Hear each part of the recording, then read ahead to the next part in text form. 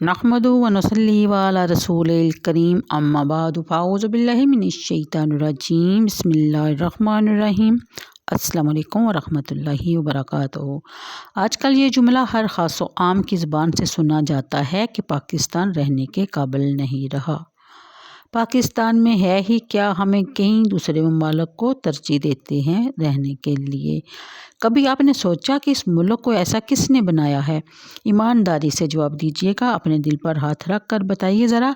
घर का माहौल घर ख़राब करते हैं या घर में रहने वाले? घर तो सिर्फ मट्टी, गारे, ईंट, पत्थर से बना एक आसरा है जिसके बगैर हमारा गुजारा ही मुमकिन नहीं। मुल्क तो चार दीवारी का काम करते हैं, ख़राब तो हम खुद ही कर रहे हैं। इसमें रहने वाले हमारी खामोशी, कभी लुट कर कभी लुटा कर, हम कभी लूट कर, सब खामोश तमाशाई बने इस लूट मार में बराबर के शरीक हैं। अरे हम माशरे को नहीं, अपने अंदर के इंसान को तो ठीक कर ही सकते हैं। पूरे माशरे का ठेका मत लीजिए, सिर्फ अपने अपने ज़मीर को जोड़ते रहिए। शायद कभी गफलत की नींद से बेदार हो जाए, तब आपको मुल्क पाकिस्तान में नहीं, इसमें रहने वालों की गलतियां मालूम हो जाएंगी और पाकिस्तान नहीं, इसमें बसने वाले बुरे लगेंगे, जिनकी वजह से आज पाकिस्तान को बुरा समझा जा रहा है और हम खुद इसको बुरा कहने में सफ़े अव्वल हैं।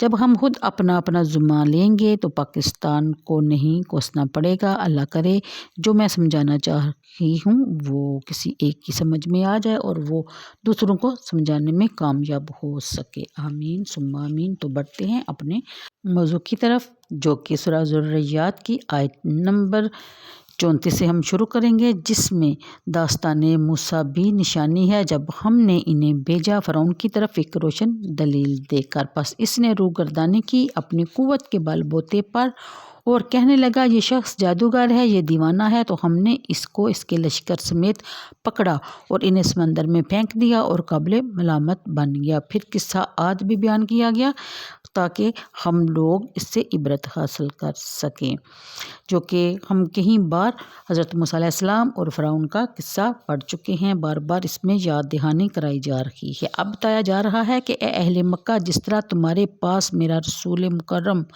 दलाइल व बराहिन की रोशनी लेकर आया है, इसी तरह हमने मूसा अलैहिस्सलाम को सुल्तान मुबीन यानी रोशन दलील देकर फ़िरौन की तरफ भेजा था ताकि इसको कबूल हक़ की दावत दे। लेकिन फ़िरौन ने अपने लश्कर जरार, अपनी बेपनाह ताकत और अपनी ज़ाती क़ुव्वत के बलबूते पर एक दरवेश सिफ्त रसूल की सच्ची बात मानने से मुंह फेर लिया और फिर इसका जो अंजाम हुआ आप कई बार पढ़ चुके हैं। अगली आयत में बताया जा रहा है रुकन का मानी ज़ाती क़ुव्वत भी किया गया है और इससे मुराद इसका लश्कर, इसकी फरमाबरदार रियाया भी ली जा सकती है। अगली आयत के मुताबिक जब ये वाक़या हुआ होगा तो आनन फानन फ़िरौन और इसके लश्कर जरार की गरकाबी की खबर इर्द गिर्द के इलाकों में पहुँच गई होगी, लेकिन इस अजीम सहा पर कोई आँख नमनाक ना हुई, किसी ने भी इजहार अफसोस तक न किया, बल्कि सबकी ज़ुबान पर एक ही बात थी कि हस्कम जहाँ पाक फ़िरौन बड़ा जालिम था और इसका यही अंजाम होना चाहिए था। वहुवा मोलिमुन में इस अमर की तरफ इशारा किया गया है कि मरने के बाद भी इसको लोग मलामत करते रहे और बुरा भला कहते रहे और कहते रहेंगे। फिर अगली आयत के मुताबिक कौम आद का अंजाम भी बड़ा इबरतनाक है। इनकी सरकशी की जब हद होगी, इनको राह रास्त पर लाने की सारी पैगम्बराना मसाई नाकाम होगी, तो इन पर ऐसा हवा का जक्कड़ मुसलत किया गया जो अकीम थी। अकीम बांझ औरत को भी कहते हैं। इससे मुराद वो हवा है जो खैर व बरकत से यकसर आ रही हो, न बादलों को उड़ा कर लाए, न दरख्तों को बार आवर कराए, न इसमें रहमत का कोई शाइबा हो।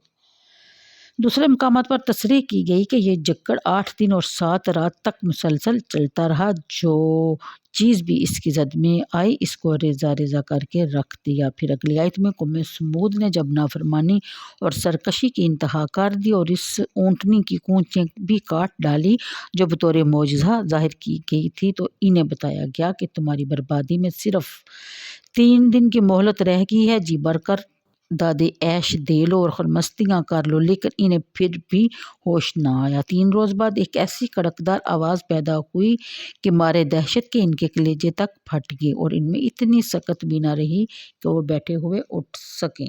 रियायत में मिन का या मिन का एक मफ़हूम ये भी बयान किया गया कि वो अज़ाब इलाही को बर्दाश्त ना कर सके।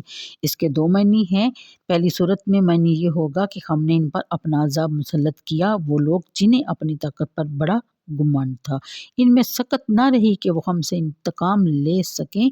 दूसरी सूरत में मानी ये होगा कि वो हम पर गालिब ना हो सके, अपनी कुव्वत से हमारे भेजे हुए अज़ाब को टाल ना सके।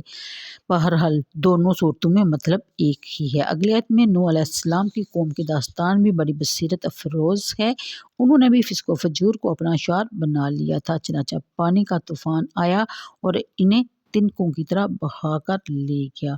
जैसा कि आयत नंबर 43 में बताया गया कि फिर उन्होंने सरकशी की, अपने रब के हुक्म से तो पकड़ लिया इन्हें खौफनाक कड़क ने। रवां हाल को वो देख रहे थे, फिर इनमें ना उठने की ताकत रही और ना हमसे इंतकाम ले सके। और कौम नूह का इससे पहले यही हशर हुआ। बेशक वो लोग भी परले दर्जे के नाफरमान थे और हमने आसमान को कुदरत के हाथों से बनाया और हमने ही इसको वसी कर दिया। इस आयत में बताया गया कि ये भी इसी सिलसिला की एक कड़ी है कि ज़मीन जिस पर तुम आबाद हो, इसे किसने एक आरामदेह फ़र्श की तरह बिछा दिया है और इसमें तुम्हारे रिज़्क़ और ज़रूरत की तमाम असबाब मुहैया कर दिए हैं। फ़नेमा से ये बताया कि हमने सिर्फ़ इसे बिछाया ही नहीं बल्कि इसको तुम्हारे लिए आरामदेह बना दिया है। इसे बिछाने में जो खूबी और हिकमत है, चश्मे बिना इसे देखकर दंग रह जाती है। ज़रख़ेज़, हमवार और वसी मैदान हैं, मुनासिब मकामात पर दरिया बह रहे हैं, जगह जगह पहाड़ नस्ब कर दिए गए हैं। ज़मीन की तह में नीचे मीठे और ठंडे पानी के समंदर रवां हैं। मैदानी इलाकों में ज़मीन खोद कर पानी निकाला जाता है, लेकिन पहाड़ों की बुलंदियों पर बगैर किसी के खोदे चश्मे बह रहे हैं। हर किस्म की जिनास, फल और सब्जियां उग रही हैं। मौसम में अज़ खुद खुशगवार तब्दीलियाँ रूनुमा होती रहती हैं। लैलो नहार की गर्दिश का सिलसिला जारी है। ज़मीन को सूरज से इतनी दूरी और इस ख़ैद पर रख दिया गया है कि ज़िंदगी अपनी तमाम तरानाइयों के साथ खुशो खुर्रम चलती रहे। आप इस फ़र्शे ज़मीन को किस नुक्ता नज़र से देखें, आपको इसी के बनाने वाले की कुदरत कामला और हिकमत बालगा का इतराफ़ करना ही पड़ेगा। ऐसी हस्ती अगर कहे कि मैं रोज़े हशर ज़िंदा करूँगा, तो कौन समझदार इसका इनकार कर सकता है। तो आज के लिए इतना ही। मुझे दीजिए इजाज़त। दुआओं में याद रखिएगा। वीडियो को लाइक और शेयर करना अपना फ़रीज़ा अव्वल समझ लीजिए। अल्लाह हाफ़िज़।